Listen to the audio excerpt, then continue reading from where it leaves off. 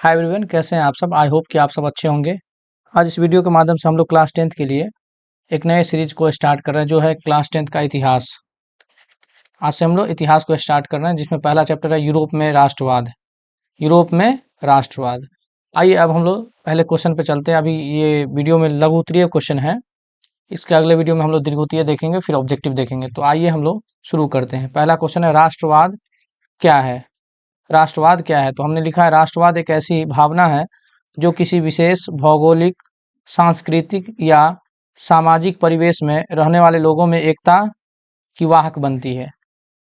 तो राष्ट्रवाद क्या है, एक सोच, ऐसा सोच या भावना है ना, जो किसी भी क्षेत्र में, चाहे भौगोलिक क्षेत्र हो या सांस्कृतिक हो या सामाजिक, किसी भी क्षेत्र में रहने वाले लोगों में एकता का विकास करता है। यानी लोगों के अंदर एकता का भावना होता है। या ऐसे समझिए आप कि राष्ट्रवाद अगर किसी व्यक्ति में है, तो इसका मतलब उसके अंदर ये भावना है कि वो सबसे पहले अपने देश से प्यार करे, बाद में किसी और देश के बारे में सोचे। राष्ट्रवाद का मतलब यही होता है। साधारण भाषा में आप समझिए कि राष्ट्रवाद का मतलब सबसे पहले अपना देश, बाद में किसी और। ठीक है, तो राष्ट्रवाद एक सोच है। ठीक है, सोच या विचार है जो किसी भी व्यक्ति के अंदर जो होता है। इसका मतलब उसके अंदर ये है कि वो पहले देश से प्यार करेगा और बाकी अन्य दूसरे देशों के बारे में ध्यान रखेगा। ठीक है, अगला है कि राष्ट्रवाद की भावना का बीजारोपण यूरोप में पुनर्जागरण काल से ही शुरू हो चुका था। यानी राष्ट्रवाद सबसे पहले यूरोप में पुनर्जागरण काल से ही मतलब शुरू हुआ था पुनर्जागरण के बाद। तो पुनर्जागरण क्या होता है ना। पहले यूरोप जो है ना, जैसे पुनर्जागरण से पहले यूरोप में साइंस वगैरह जो विज्ञान है उतना ज़्यादा विकसित नहीं था।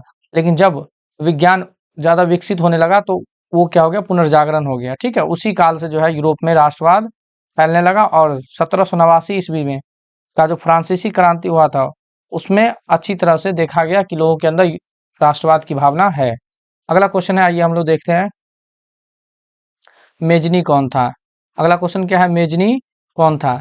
मेजनी के बारे में आपको लिखना है। तो मेजनी इटली का साहित्यकार, गणतांत्रिक विचारों का समर्थक और योग्य सेनापति था। लेकिन वह तत्कालीन राजनैतिक परिस्थितियों की बेहतर समझ नहीं रखता था। ठीक है, वो उस समय के तत्कालीन राजनीतिक परिस्थिति जो थी उसको अच्छे से नहीं समझ, उसके बारे में ज़्यादा जानकारी नहीं रख पाता था। कौन, मेजनी। अतः उसमें आदर्शवादी गुण अधिक। आदर्शवादी गुण का मतलब कि उसके जो उद्देश्य और लक्ष्य थे ना, मेजनी के उद्देश्य और लक्ष्य, उनको प्राप्त करने का उनके अंदर जज्बा था, लेकिन व्यवहारिक गुण कम थे। उनके अंदर जो है एक्सपीरियंस, अनुभव कम थे। सन 1831 ईस्वी में उसने यंग इटली नामक संस्था की स्थापना की। किसने, मेजनी ने, जिसने नवीन इटली के निर्माण में महत्वपूर्ण भूमिका निभाया। कौन, ये यंग इटली नामक जो संस्था थी, जो मेजनी के द्वारा स्थापना की गई थी, वो नवीन इटली के निर्माण में काफी योगदान साबित हुआ।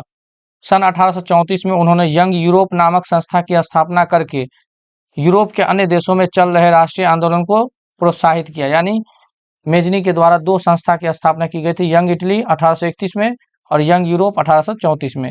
तो यंग यूरोप जो संस्था थी, उसको जो मेजनी स्थापना किया था उसका, उसके बाद यूरोप में जो अन्य देश, यूरोप के अन्य देशों में जो राष्ट्रीय आंदोलन चल रही थी, उसे काफी प्रोत्साहन मिला और वो राष्ट्रीय आंदोलन काफी गतिमान बन गया।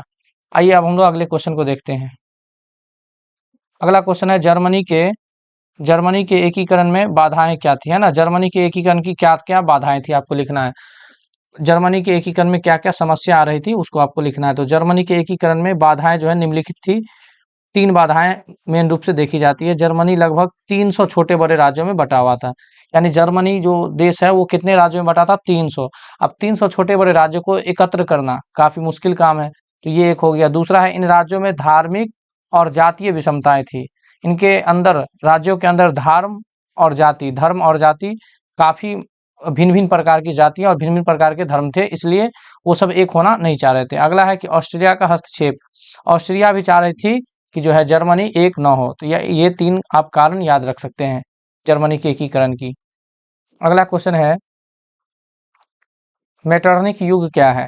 क्वेश्चन क्या है, मेटरनिक युग क्या है, याद रखिएगा मेटरनिक युग क्या है। इस वीडियो में हम लोग वही क्वेश्चन को देख रहे हैं जो काफी बार पूछा गया और पूछने की संभावना है।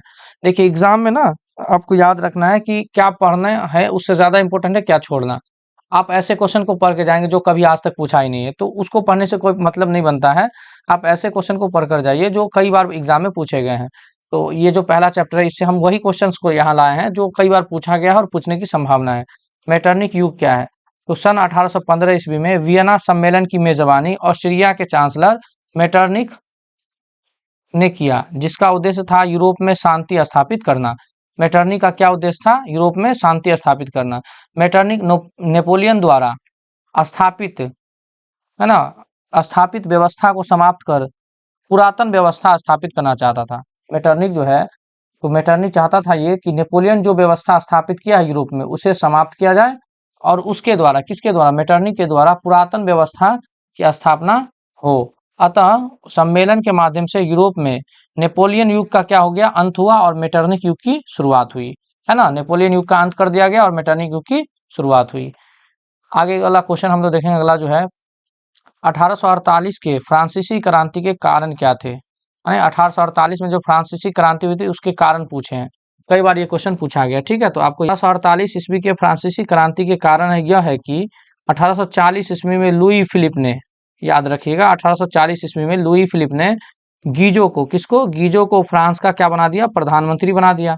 किसने बनाया? लुई फिलिप ने। किसको? गीजो को 1840 में फ्रांस का प्रधानमंत्री बनाया। इसके शासनकाल में जब गीजो प्रधानमंत्री बना तो उसके शासनकाल में कोई भी सुधार का कार्य नहीं हुआ, देश के अंदर कुछ भी अच्छा नहीं हुआ, जिससे देश में क्या हो गई? बेरोजगारी फैल गई और भूखमरी की नौबत आ गई। अंततः 22 फरवरी 1848 को 22 फरवरी 1848 को लोगों ने पेरिस में सरकार के खिलाफ प्रदर्शन किए। लुई फिलिप को गद्दी छोड़ने पर मजबूर कर दिया लोगों ने। यही 1848 के फ्रांसीसी क्रांति के कारण के रूप में जाना जाता है, याद रखिएगा। अगला क्वेश्चन है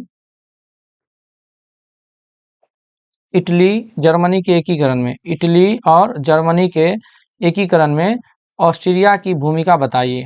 पूछ रहा है क्वेश्चन कि इटली और जर्मनी के एकीकरण में ऑस्ट्रिया की क्या भूमिका रही है, उसको बताना है आपको। तो इटली और जर्मनी के एकीकरण में ऑस्ट्रिया बहुत बड़ा बाधक के रूप में सामने खड़ा था।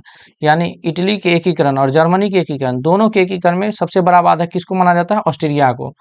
1830 ईस्वी के क्रांति के बाद इटली में आंदोलन होना शुरू हुआ, लेकिन ऑस्ट्रिया के जो चांसलर था मेटरनिक, वो इस आंदोलन को क्या कर दिया? दबा दिया, जिससे इटली का एकीकरण धीमा पड़ गया। यही स्थिति जर्मनी की भी थी। मेटरनिक ने जर्मनी के राष्ट्रीय आंदोलन को भी दबा दिया, जिससे इटली और जर्मनी का एकीकरण धीमा पड़ गया। अगला क्वेश्चन है, देखते हैं। गैरीबाल्डी के कार्यों की चर्चा करें, है ना, आपको लिखना है गैरीबाल्डी के कार्य को लिखना है। तो आइए हम लोग देखते हैं इसके आंसर को। इटली के एकीकरण में गैरीबाल्डी का महत्वपूर्ण योगदान है, यानी इटली का एकीकरण करने में गैरीबाल्डी अहम भूमिका निभाया था। यह पेशे से नाविक था, है ना। गैरीबाल्डी पेशे से क्या था? नाविक था। ऑब्जेक्टिव में कई बार पूछा है। उन्होंने युवकों की एक सशक्त सेना लाल कुर्ती बनाया। गैरीबाल्डी ने युवकों को एक संगठित किया और एक संस्था बनाया जिसका नाम था सेना, सशक्त सेना लाल कुर्ती बनाया। इन सैनिकों को लेकर उन्होंने सिसिली और नेपल्स, दो ऐसे जगह थे, है ना, जिनको जीत कर वहां कैसा स्थापना किया? गणराज्य की स्थापना कर दिया। ठीक है। बाद में इन्होंने अपनी सारी संपत्ति राष्ट्र को दान करके साधारण किसान की भांति जीवन गुजारने लगा। किसने? गैरीबाल्डी ने। अंत में अपनी सारी संपत्ति किसको दे दिया? राष्ट्र को, देश को समर्पित कर दिया और जीवन भर किसान की तरह अपना जीवन गुजारा। दोस्तों, अगर ये वीडियो आपको पसंद आए तो कृपया अपने दोस्तों में शेयर करें, ठीक है, और इस वीडियो को लाइक करें। अगर आप हमारे चैनल पर नए हैं तो सब्सक्राइब जरूर करें।